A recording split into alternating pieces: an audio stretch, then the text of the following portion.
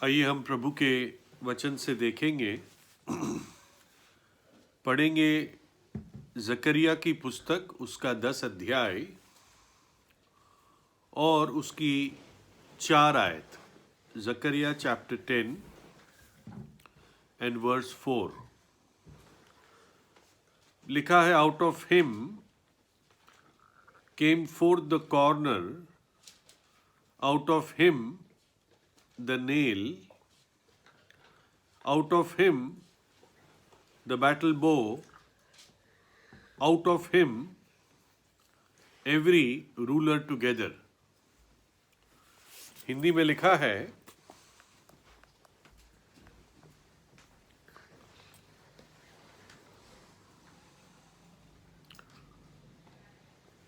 उसी में से कोने का पत्थर, उसी में से खूंटी, उसी में से युद्ध का धनुष, उसी में से सब प्रधान प्रकट होंगे। आइए हम प्रार्थना करें। प्रभु, आप अपने इस वचन पर आशीष दें। इस वचन के लिए हम धन्यवाद देते हैं और प्रार्थना है कि हम आपको जान सकें, आपसे सीख सकें। हमारे जीवन आपके वचन के द्वारा पवित्र और तैयार किए जाएं। प्रभु यीशु के लहू में मुझे शुद्ध और पवित्र करें और सारे डिस्टर्बेंसेस को आप दूर रखिएगा प्रभु, ना आने दीजिए। धन्यवाद देते हैं। प्रार्थना प्रभु यीशु के नाम में मांगते हैं, आमीन। तो हम जकरिया की पुस्तक में पढ़ते हैं 4 चीजें और लिखा है कि उसी में से कोने का पत्थर, उसी में से खूंटी, उसी में से युद्ध का धनुष, उसी में से सब प्रधान प्रकट होंगे। तो क्या अर्थ है इसका? देखिए, अगर हम इस जकरिया को शुरुआत से पढ़ते हैं, इस अध्याय को विशेषकर, हमें पता चलता है कि इज़राइल के लोग वो अलग अलग ईश्वरों के पास और जादू टोना करने वालों के पास जाने लग गए थे। बारिश नहीं हो रही थी तो इनके पीछे, ऐसी चीजों के पीछे वो बारिश मांगने के लिए जा रहे थे, लेकिन वो सब व्यर्थ ठहरा और उनको जो मिला वो सिर्फ व्यर्थता थी। झूठ मिले, झूठे स्वप्न मिले और झूठा सांत्वना मिला, क्योंकि वो सब झूठ था, अंधकार की बातें थी। वो ऐसी भेड़ बन गए जिनका कोई चरवाहा नहीं था। हम इसी चीज को 2 आयत में पढ़ते हैं। जकरिया 10 अध्याय की 2 आयत। क्योंकि गृह देवता अनर्थ बात कहते और भावी कहने वाले झूठा दर्शन देखते और झूठे स्वप्न सुनाते और व्यर्थ शांति देते हैं। इस कारण लोग भेड़ बकरियों की नाई भटक गए और चरवाहे ना होने के कारण दुर्दशा में पड़े हैं। तो प्रभु कहता है कि ये सब उनकी झूठी झूठी बातें उनको बताई गई, इज़राइल के लोगों को, उन भावी करने वाले और गृह देवताओं के द्वारा। और क्या हुआ? वो भटकी हुई भेड़ें हो गई, है ना। कारण क्या था? कारण तो सबसे पहले तो लोगों की गलती थी कि बारिश के लिए वो इन चीजों के पीछे गए। सच्चे यहोवा को छोड़कर वो इन व्यर्थ बातों के पीछे गए। उनको क्या करना चाहिए था? करना तो सिर्फ यही चाहिए था ना कि प्रभु के पास जाते, यहोवा के पास जाते और प्रभु के पास जाते तो प्रभु बारिश देता। यही चीज प्रभु पहली आयत में कहता है ना। पढ़ो मेरे साथ उसी का जकरिया 10 अध्याय और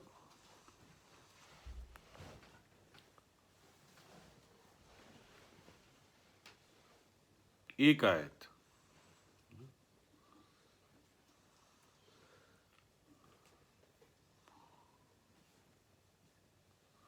लिखा है, बरसात के अंत में यहोवा से वर्षा मांगो, यहोवा से जो बिजली चमकाता है, और वह उनको वर्षा देगा और हरेक के खेत में हरियाली उपजाएगा।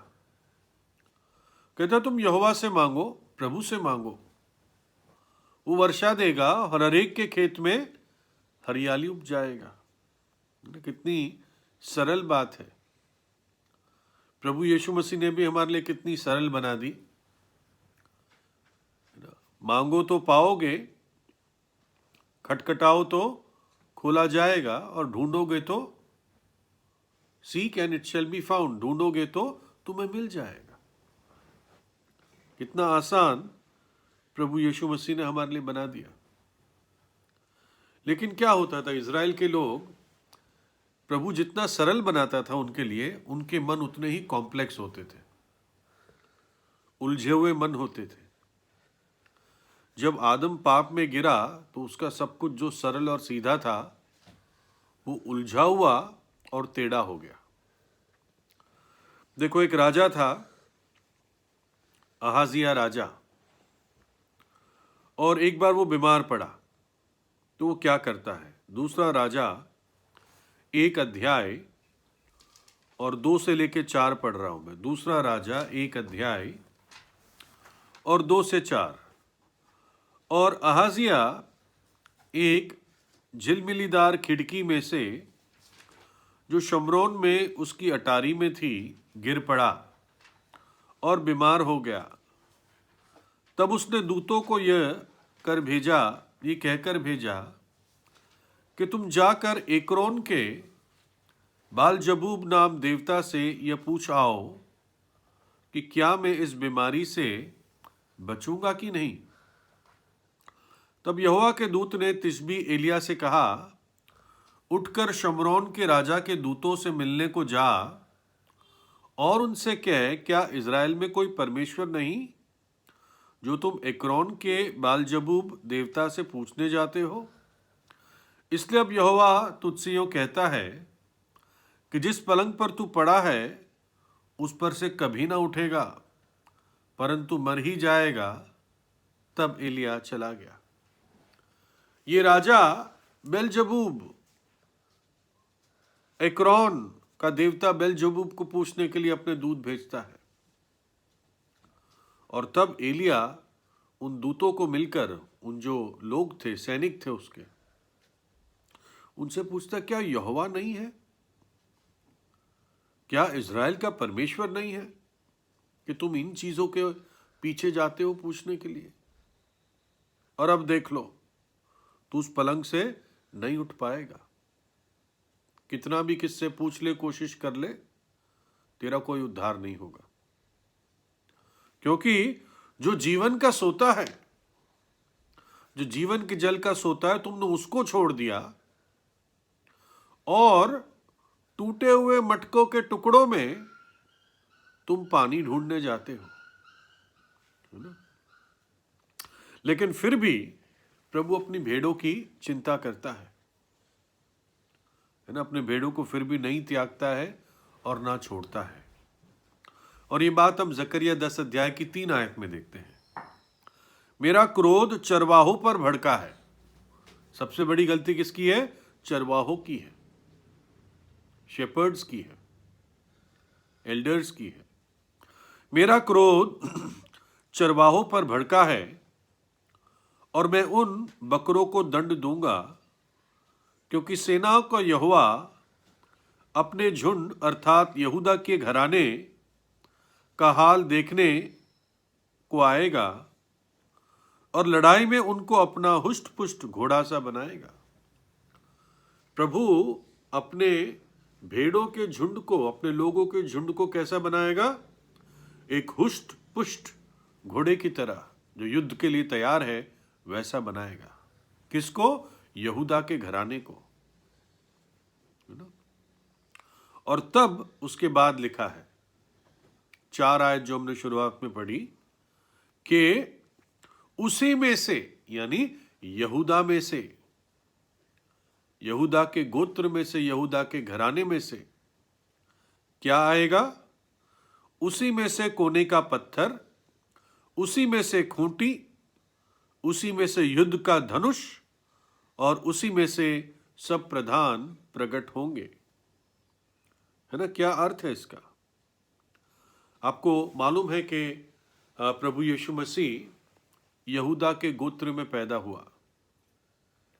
और क्यों पैदा हुआ? क्योंकि शुरुआत में याकूब ने उत्पत्ति 49 में भविष्यवाणी कर दी थी। क्या? कि राजदंड यहूदा के गोत्र से आएगा। लिखा है उत्पत्ति 49:10 में, जब तक शीलो ना आए तब तक ना तो यहूदा से राजदंड छूटेगा, यानी राजदंड यहूदा के गोत्र में आएगा। प्रभु यीशु मसीह यहूदा के गोत्र में पैदा होगा। आपको मालूम है वो यहूदा के गोत्र का सिंह है।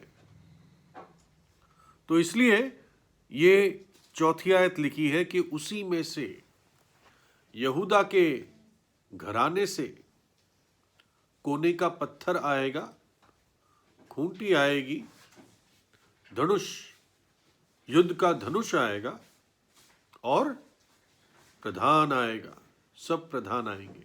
उसका अर्थ हम समझेंगे, है ना? तो ये चार बातें हैं, और अगर आप ध्यान दो, ये चारों बातें प्रभु यीशु मसीह की भविष्यवाणी है ना? जब ध्यान से देखते हैं तब पता चलता है। सबसे पहला क्या है? उसी में से कोने का पत्थर आएगा। कोने के पत्थर के बारे में मैं कई बार सुना है, और कोने का पत्थर प्रभु यीशु मसीह को दिखाता है ना? कोने का पत्थर होता क्या है? जिनको ना मालूम हो तो कोने का पत्थर ऐसे दिखता है। देखिए,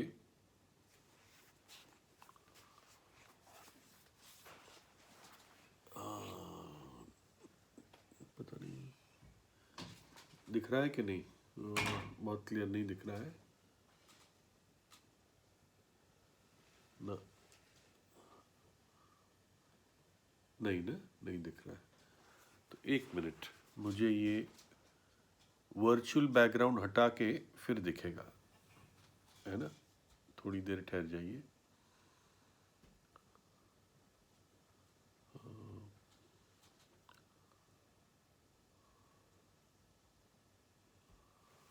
देखिए, अब दिख रहा है आपको? ये दीवार है, और फिर कोने में आप देखोगे थोड़ा अलग से एक आकृति सी, वो पत्थर है। वो दो दीवारें 90 डिग्री पे मिल रही है, और इसको कोने का पत्थर कहते हैं। और आपको दिखा रहा हूं,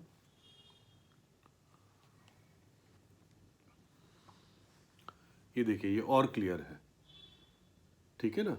कोने का पत्थर, और एक डायग्राम की तरह दिखाया है ये वाला, लास्ट वाला कोने का पत्थर, ठीक है? तो ये कोने का पत्थर कहा जाता है। और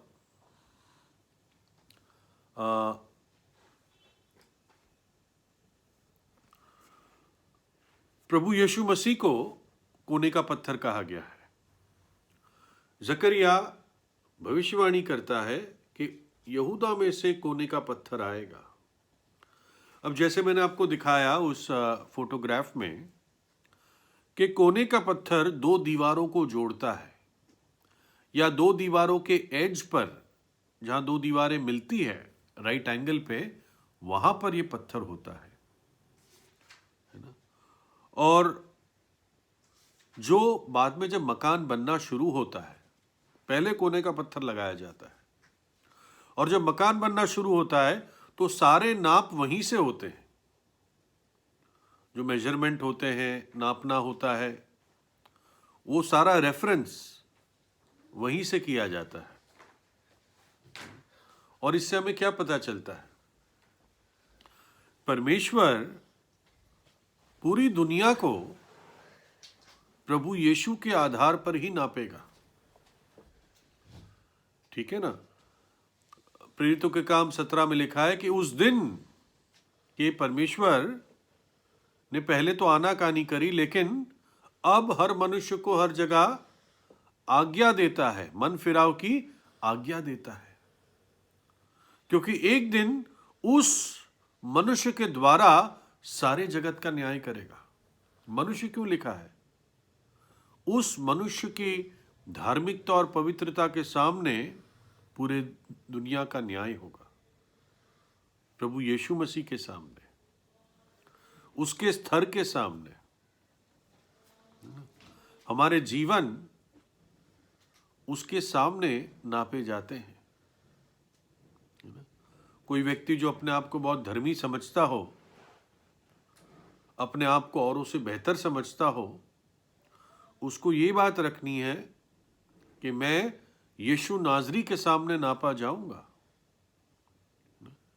उस बात को याद करते हुए अपने नतीजे पे पहुंचना कि कोने के सिरे का पत्थर कौन है। और विशेषकर यहां पर प्रभु यहूदा और इज़राइल की बात करता है। ये दो अलग हो गए थे। एक राष्ट्र दो में बट गया था, 10 गोत्रों में और 2 गोत्रों में। लेकिन जब कोने का पत्थर आ जाएगा, आज तो नहीं है, इज़राइल उसको नहीं पहचानता, लेकिन जब आ जाएगा तो दोनों दीवारों को जोड़ देगा। इज़राइल और यहूदा को जोड़कर पूरे 12 गोत्र एक साथ हो जाएंगे। जब एलिया ने कारमेल पर्वत पर प्रभु से प्रार्थना की, उससे पहले उसने वेदी को ठीक किया 12 पत्थरों के साथ, है ना? देखिए, ये कोने का पत्थर ऐसा है जो जोड़ देता है। परमेश्वर और मनुष्य को भी कलवरी पर उसने जोड़ दिया, और यहूदी को अन्य जाति के साथ जोड़ दिया, विश्वासियों को एक दूसरे के साथ जोड़ दिया मसीह के प्रेम के द्वारा। तो ऐसा अद्भुत कोने के सिरे का ये पत्थर है। यशाया 28:16 में लिखा है, यशाया 28:16, इसलिए यहोवा परमेश्वर यूं कहता है, देखो सियोन में मैं नेव के लिए एक पत्थर लगाता हूं, एक परखा हुआ पत्थर, एक बहुमूल्य कोने के सिरे का पत्थर, एक निश्चित नेव। जो उस पर विश्वास करेगा वो जल्दी ना करेगा। इंग्लिश में इस तरह से आता है, ही शैल नॉट मेक हेस्ट।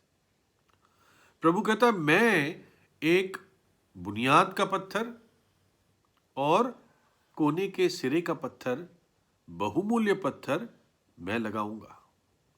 जो भी उस पर विश्वास करेगा वो जल्दीबाजी नहीं करेगा। जल्दीबाजी व्यक्ति कौन करता है?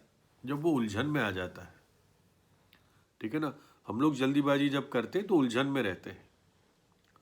तो प्रभु कहता है, जो भी उस कोने के सिरे के पत्थर पे विश्वास करेगा उसको जल्दीबाजी नहीं करनी पड़ेगी, उसको एक अद्भुत शांति प्रभु देगा। पतरस यही वचन के आधार पर पहला पतरस में लिखता है, पहला पतरस 2:6 कहता है, इसलिए पवित्र शास्त्र में लिखा है, देखो मैं सियोन में एक मुख्य कोने के सिरे का पत्थर, चुना हुआ, बहुमूल्य लगाता हूं, और जो कोई उस पर विश्वास करेगा वो लज्जित ना होगा, shall not be confounded। है ना?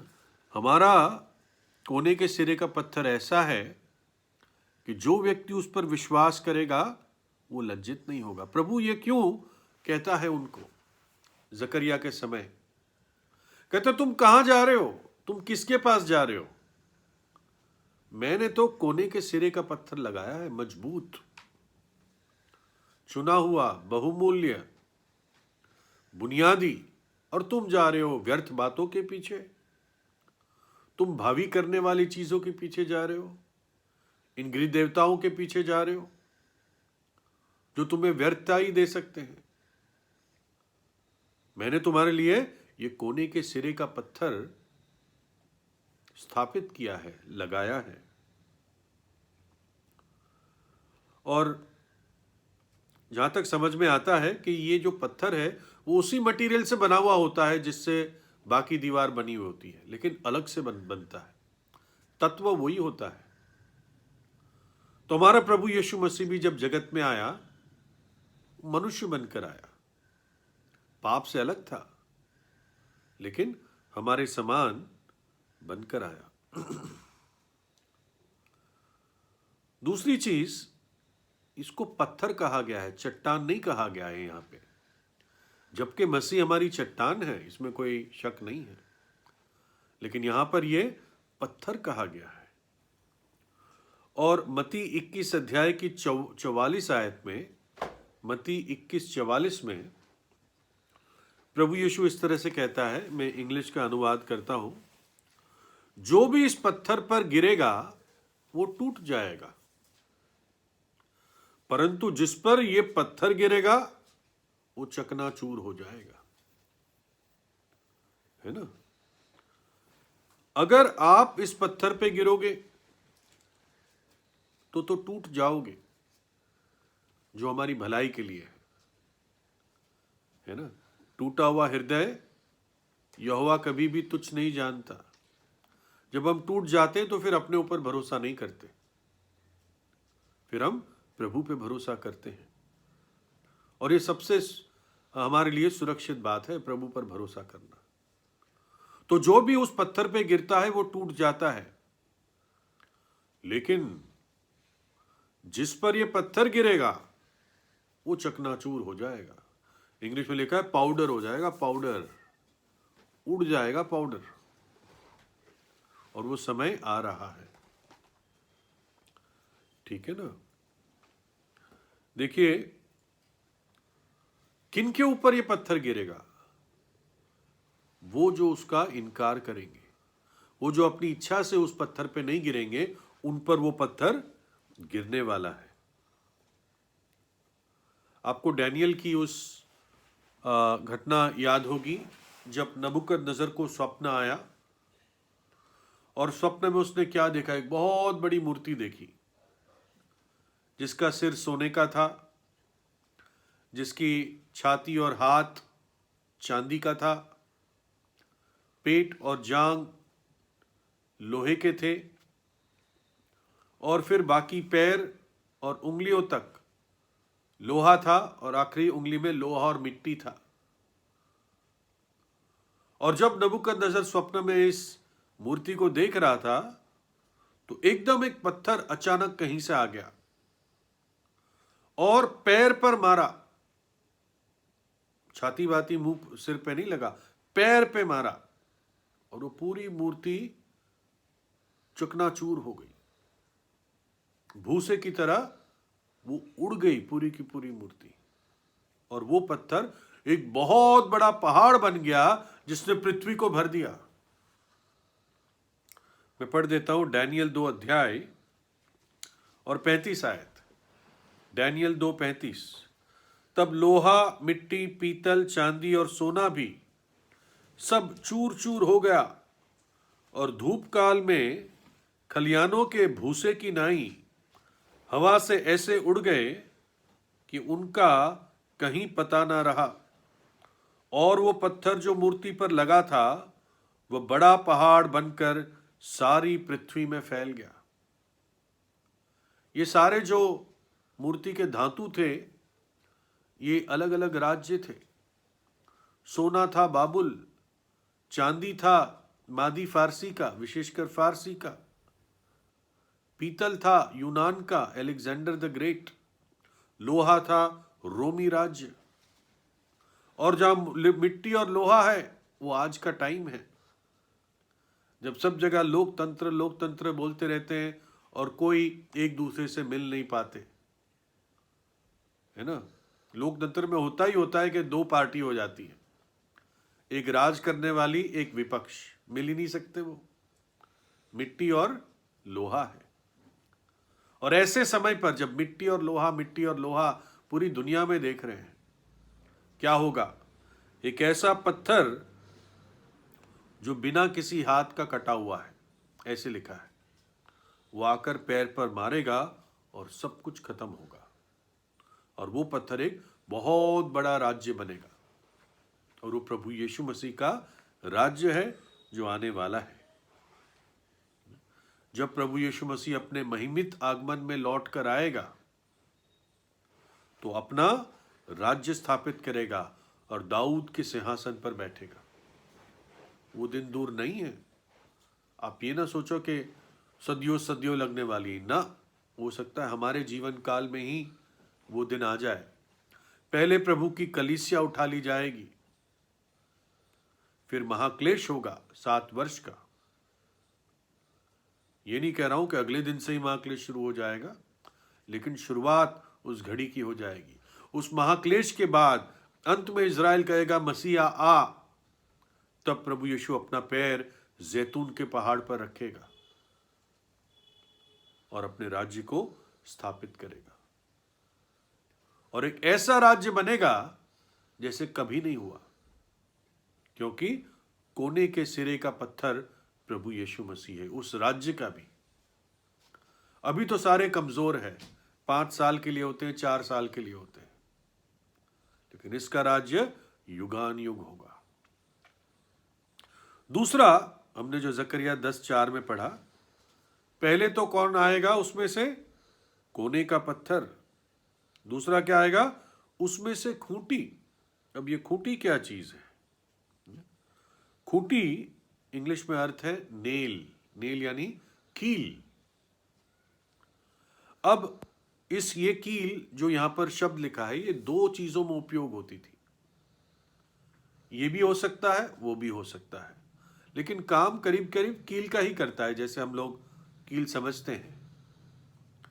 ठीक है। एक तो जो तंबू गाड़ते थे जमीन में, उसमें आप में से कई लोगों को आइडिया होगा कि तंबू की रस्सी खींची जाती है और एक कील जैसी चीज होती है, उस पर बांधी जाती है और फिर कील ठोका जाता है जमीन में। एक कील तो ये होती है, इसको इंग्लिश में टेंट पेग कहते हैं।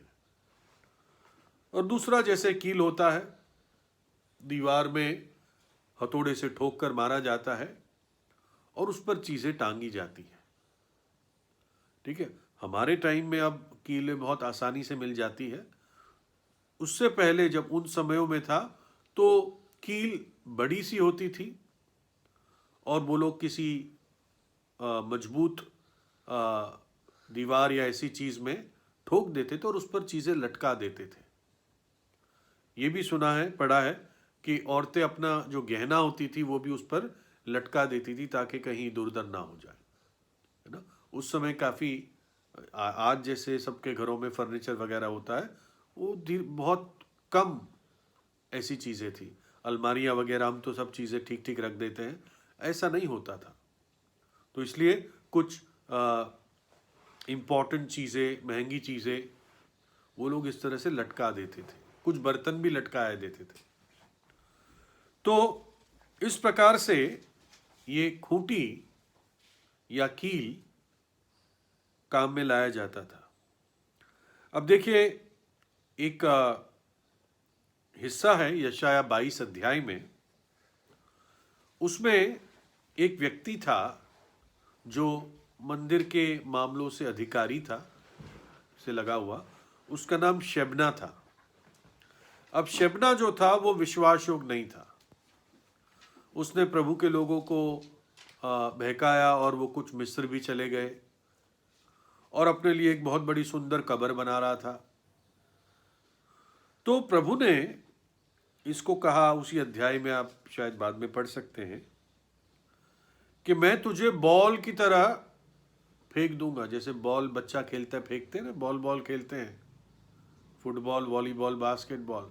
प्रभु कहता तुझे बॉल की तरह फेंक दूंगा मैदान में और तू मर जाएगा। और शबना की जगह प्रभु एक नए व्यक्ति को लाया, दूसरे व्यक्ति को लाया जिसका नाम था एलियाकीम। और एलियाकीम के लिए प्रभु क्या कहता है? यशायाह 22 अध्याय 23 और 24।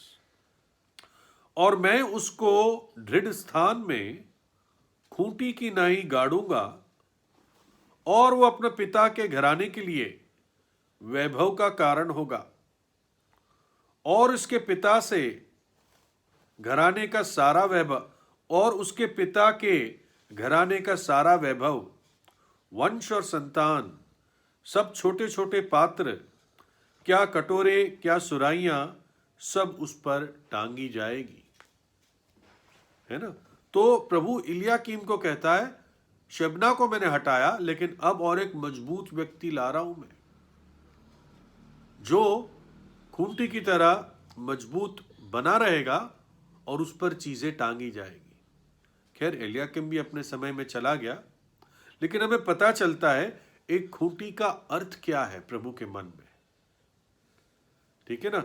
अगर मैं आपको दिखाऊं खूंटी कैसे दिखती है, मुझे वापस ये हटाना पड़ेगा।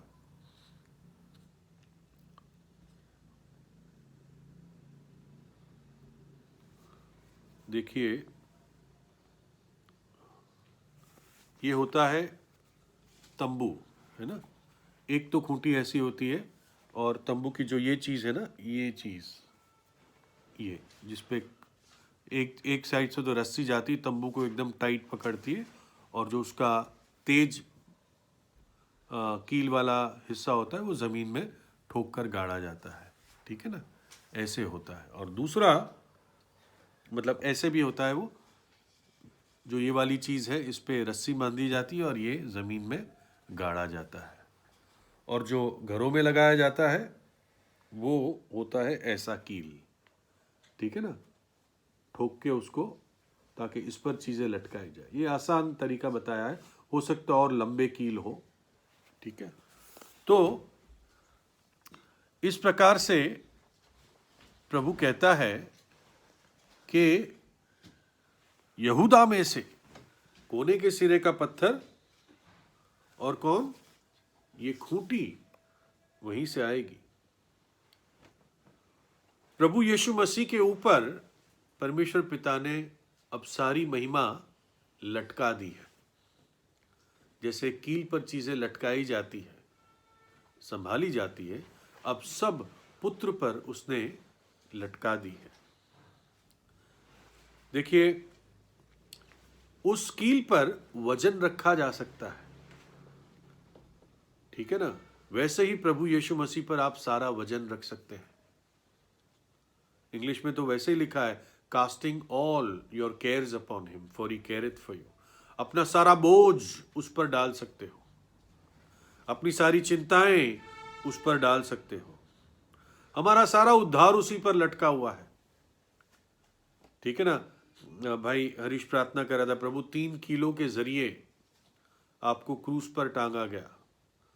तो विचार ऐसा आता है, 3 किलो के जरिए तो प्रभु यीशु क्रूस पर टांगा गया, लेकिन हमारा सारा उद्धार प्रभु पे ही टंगा हुआ है। All our salvation hangs upon him. परमेश्वर की सारी महिमा उस पर टंगी हुई है। इब्रानियों 1:3 में लिखा है, वह उसकी महिमा का प्रकाश है। कौन? पुत्र पिता की महिमा का प्रकाश है। अगर पिता के पास महिमा है तो उस महिमा का प्रकाश पुत्र है ना? सुंदर बात है।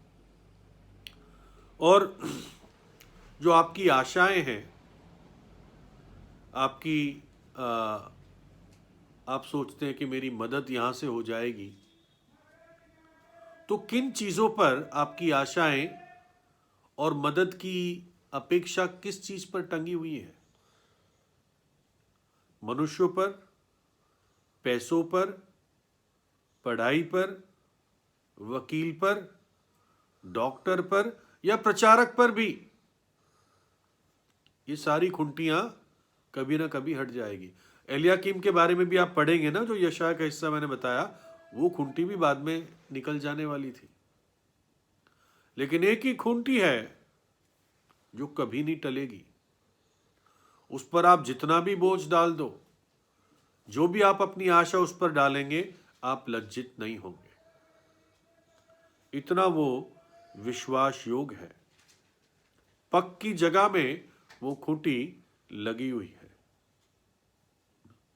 2 मिनट के लिए मान लेते हैं कि ये खूंटी तंबू के लिए कही गई थी, तब भी हमारे लिए एक बहुत सुंदर आश्वासन प्रभु देता है। हमारे जीवन का एक तंबू है, या कह दे हमारे परिवार का तंबू है। जब आंधी आती है, जब बारिश की बौछारें जोर से मारती है, तब ये तंबू बना रहता है। क्यों? खूंटी मजबूत है। तंबू उड़कर चला नहीं जाएगा अगर खूंटी प्रभु यीशु मसीह है। नीति वचन 14:11 में लिखा है, दुष्टों का घर विनाश हो जाता है, परंतु सीधे लोगों के तंबू में आबादी होती है। यही शब्द है, तंबू। सीधे लोगों में, यानी जो प्रभु पर भय रख रहे हैं, सीधे लोगों के तंबू में आबादी होती है ना। तो हमारा प्रभु यीशु मसीह ना केवल कोने के सिरे का पत्थर है, परंतु वो खूंटी है। तीसरा, वो युद्ध का धनुष है, बैटल बो, युद्ध का धनुष। ठीक है ना। देखिए,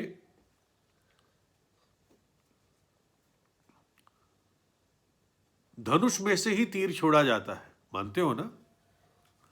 प्रभु यीशु मसीह जब पहली बार आया इस जगत में, तो वो मेमने के समान आया। वो मेमने के समान आया और वो चुपचाप रहा। जब उसको लोग ताने मारते थे, उल्टा सीधा बोलते थे, हेरोड ने सवाल पूछने चाहे, पिलातूस ने, तो जब तक उसको शपथ नहीं दी कि प्रभु ने कुछ नहीं बोला, चुपचाप रहा वो। लिखा है, जब उसको गाली दी गई उसने पलट के गाली नहीं दी। जब उसको सताया गया उसने धमकी नहीं दी। और आखिर में वो क्रूस की वेदी पर एक मेमने की तरह वध किया गया। चुपचाप रहा। आज भी लोग जो प्रभु के विरोधी है, वो कहते हैं क्या है वो, ये लाश को पूजते हैं। वो इस बात को समझ नहीं पाते कि प्रभु यीशु मसीह का पहला आगमन वो एक बलि के मेमने के रूप में आया, एक गुलाम की तरह आया, एक गरीब घराने में आया। लेकिन अब जब दोबारा आएगा वो, कलीसिया के उठाए जाने के बाद जब वो महिमा में आएगा, तब वो वैसा नहीं आएगा। मैं पढ़ता हूं प्रकाशित वाक्य 19:11। प्रकाशित वाक्य 19:11। फिर मैंने स्वर्ग को खुला हुआ देखा, और देखता हूं कि एक श्वेत घोड़ा है, और उस पर एक सवार है, जो विश्वास योग्य और सत्य कहलाता है, और वो धार्मिकता के साथ न्याय और लड़ाई करता है। उसकी आंखें आग की ज्वाला है, और उसके सिर पर बहुत से राजमुकुट है, और उसका एक नाम लिखा है जिसे उसको छोड़ और कोई नहीं जानता। और लहू से छिड़का हुआ वस्त्र पहने हैं, और उसका नाम परमेश्वर का वचन है। और स्वर्ग की सेना श्वेत घोड़ों पर सवार और श्वेत और शुद्ध मलमल पहने हुए उसके पीछे पीछे हैं। और जाति जाति को मारने के लिए उसके मुंह से एक चोखी तलवार निकलती है, और वो लोहे का राजदंड लिए हुए उन पर राज्य करेगा, और वो सर्वशक्तिमान परमेश्वर के भयानक प्रकोप की जलजलाहट की मदिरा के कुंड में दाख रौंदेगा। प्रभु यीशु मसीह एक योद्धा की तरह वापस आएगा, सामर्थी योद्धा की तरफ। युद्ध के धनुष के समान जो अपना तीर छोड़ेगा। जकरिया 14:3 में लिखा है, तब यहोवा निकलकर उन जातियों से ऐसा लड़ेगा जैसे वह संग्राम के दिन में लड़ा था। एक जगह और लिखा है, the Lord is a man of war, the Lord is mighty in battle. प्रभु युद्ध का मनुष्य है, प्रभु युद्ध में सामर्थी है। प्रकाशित वाक्य 16:16 में कि वो सब जातियां, सब देश अर्मगेडोन नामक जगह में इकट्ठे की जाएंगे जब उस धनुष बाण से तीर छूटेगा। मसीह विरोधी नाश होगा। दूसरा थिस्सलुनीय 2:8 में लिखा है, तब वह अधर्मी प्रकट होगा जिसे प्रभु यीशु अपने मुंह की सांस से मार डालेगा और अपने आगमन के तेज से भस्म करेगा। प्रभु यीशु युद्ध के मनुष्य के समान जाति जातियों पर, राज्यों राज्यों पर अपनी विजय प्रकट करेगा। आज जो विरोध प्रभु यीशु का होता है, जो लोग दिल में क्रोध विरोध रखते हैं, उनको फिर भी प्रभु आज मौका देता है, अनुग्रह दिखाता है कि हर मनुष्य को मन फिराव का अवसर मिले। लेकिन एक दिन आता है जब यहूदा के गोत्र का सिंह लौट कर आएगा, तब मौका नहीं मिलेगा, तब बहुत देर हो चुकी होगी। धनुष से जब तीर निकल जाएगा तो वापस नहीं आएगा। फिर वो दरवाजे पर खड़े हुए खटखटाएंगे, प्रभु द्वार खोल, तब कुछ नहीं होगा।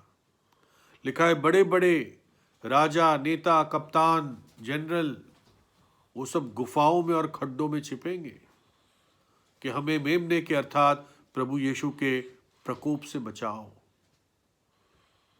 समय उसी की तरफ जा रहा है। लोग चाहते हैं कि कोई सही देश चलाने वाला, दुनिया चलाने वाला व्यक्ति आए। मसीह विरोधी आएगा, लोग उसे एक्सेप्ट कर लेंगे और धोखा खाएंगे। लेकिन बहुत शीघ्र उसके बाद प्रभु यीशु अपने राज्य को स्थापित करेगा, है ना। और आखिर में जो चौथी चीजें, बस मैं जल्दी खत्म करूंगा। हमने 4 चीजें पढ़ी थी।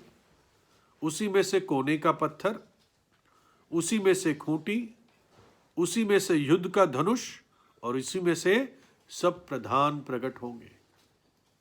सब प्रधान क्या अर्थ है? पहली बात तो प्रभु यीशु मसीह सबसे मुख्य प्रधान होगा, वो अकेला राज नहीं करेगा। प्रकाशित वाक्य 19:16 पहले पढ़ते हैं। लिखा है, उसके वस्त्र और जांघ पर यह नाम लिखा है, राजाओं का राजा और प्रभुओं का प्रभु। ये प्रधानों का प्रधान होगा, राजाओं का राजा और प्रभुओं का प्रभु। जकरिया 14:9 में लिखा है, तब यहोवा सारी पृथ्वी का राजा होगा और उस समय एक ही यहोवा और उसका नाम एक ही माना जाएगा। और फिर प्रकाशित वाक्य 20:4 में, फिर मैंने सिंहासन देखे और उन पर लोग बैठ गए और उनको न्याय करने का अधिकार दिया गया, और उनकी आत्माओं को भी देखा जिनके सिर यीशु की गवाही देने और परमेश्वर के वचन के कारण काटे गए थे, और जिन्होंने ना उस पशु की और ना उसकी मूरत की पूजा की थी और ना उसकी छाप अपने माथे और हाथों पर ली थी। वे जीवित होकर मसीह के साथ 1000 वर्ष तक राज करेंगे। और 6 में लिखा है, धन्य और पवित्र वो है जो इस पहले पुनरुत्थान का भागी है। ऐसों पर दूसरी मृत्यु का कुछ भी अधिकार नहीं, पर वे परमेश्वर और मसीह के याजक होंगे और उसके साथ 1000 वर्ष तक राज करेंगे। जो भी पहले पुनरुत्थान के भागी होंगे वो प्रभु यीशु के साथ राज करेंगे। उसी में से प्रधान आएंगे। तो मुख्य प्रधान यहूदा से होगा, यहूदा के गोत्र से होगा, जो हमारा प्रभु यीशु है। और उसके लोग, प्रभु उनको भी राज करने की जिम्मेदारियां देगा, है ना। आखिर में ये इंग्लिश में जो शब्द उपयोग होता है ऑप्रेसर यूज होता है। ऑप्रेसर यानी जो अपनी चलाता है। तो वो 1000 वर्ष का जो राज होगा तब प्रभु की चलेगी। आज लोग प्रभु से नहीं पूछते। आज तो उसके लोग प्रार्थना करते हैं, प्रभु जैसे स्वर्ग में तेरी इच्छा पूरी होती हो वैसे पृथ्वी पर हो। लेकिन पृथ्वी पर कोई मानता नहीं है। सबको अपनी मर्जी चलानी होती है, अपनी सत्ता चाहते हैं। प्रभु यीशु को कोई नहीं चाहता, अमेरिका भी नहीं चाहता। आप समझ रहे हो। लेकिन वो समय आ रहा है जहां प्रभु कहता है, प्रकाशित वाक्य 2 अध्याय 26 और 27, जो जय पाए और मेरे कामों के अनुसार अंत तक करता रहे, मैं उसे जाति जाति के लोगों पर अधिकार दूंगा और वह लोहे का राजदंड लिए हुए उन पर राज्य करेगा। जिस प्रकार कुम्हार के मिट्टी के बर्तन चकनाचूर हो जाते हैं, जैसे कि मैंने भी ऐसे ही अधिकार अपने पिता से पाया है। प्रभु के लोग ही सिर्फ इस बात को समझ पाएंगे। प्रभु उनको वो राजदंड देगा जो लोहे का होगा। तब दुष्ट और उपद्रव करने वाला एक मटके की तरह तोड़ दिया जाएगा। पवित्रता, धार्मिकता, सच्चाई प्रबल होगी। आज प्रभु के लोग सबसे नीचे दिख सकते हैं, लेकिन तब वो सिर दिखेंगे। तो पूंछ नहीं परंतु सिर होगा। तो हम देखते हैं कि कैसे ये भविष्यवाणी प्रभु यीशु के लिए थी। इसमें से पहली पूरी हुई है, दूसरी पूरी हो रही है हमारे जीवन में। वो कोने का सिरे का पत्थर हो चुका है, हमारे लिए वो एक खूंटी है। बहुत शीघ्र वो युद्ध का धनुष बनकर आएगा और प्रधानों का प्रधान बनके इस पृथ्वी पर राज करेगा। प्रभु ने इन बातों को हमें समझने की समझ दी, बुद्धि दी। हम प्रभु के आभारी रहे, प्रभु को धन्यवाद दे। कैसे हमें एक मजबूत, बुनियादी, चुना हुआ, बहुमूल्य और पक्का कोने के सिरे का पत्थर दिया। जो भी हमने उस पर आशा लगाई है, हम कभी लज्जित नहीं होंगे। हमारा उद्धार उसी पर टिका हुआ है, क्योंकि वो नहीं टल सकता, हमारा उद्धार भी नहीं टल सकता। तो आइए हम धन्यवाद देते हैं प्रभु का, और आखिर में हमारे भाई मार्टिन प्रार्थना